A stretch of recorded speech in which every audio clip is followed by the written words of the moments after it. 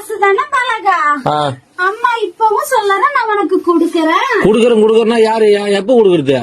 பொண்ணுகிட்ட இப்போதைக்கு குடுக்க முடியல. அவரு ஆத்தா இன்னைக்கு நான் குடுத்துட்டேன், நாளைக்கு உனக்கு குடுப்பா. நீ வாங்கிட்டு போ பாலகா, அவசரப்படாத. எத்தனை நாள்? 3ஆம் தேதியில இருந்தா? ஆமா பாலகா, 3ஆம் தேதி வீடு. ரொம்ப நாள் ஆச்சு.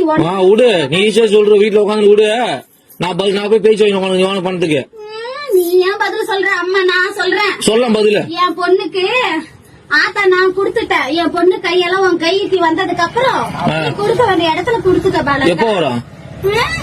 என் பொண்ணு கையில இருந்து பணம் எப்ப நீ வாங்குறியோ அப்ப உன் கைக்கு வந்து சேரும். இதுக்கு பேர் பதிலா? ஆத்தா நான் சொல்றது அதுதானம்மா. என்ன சொல்ற ஆத்தா? அம்மா இன்னைக்கு கொடுத்திருக்க, நாளைக்கு என் பொண்ணு கையால நீ வாங்கிட்டு போ பாலகான்னு சொல்றேன். நாளைக்கு? ஆமா பாலகா. எத்தனை நாளா பாலகா இது?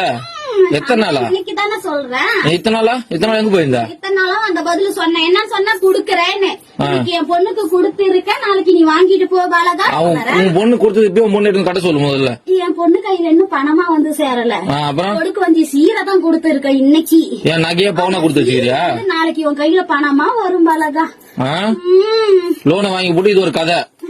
லோன் இல்ல, வாங்கின கடனுக்கு தான் எங்க அண்ணனுக்கு நீயே வட்டி கட்டிக்கிட்டு வர.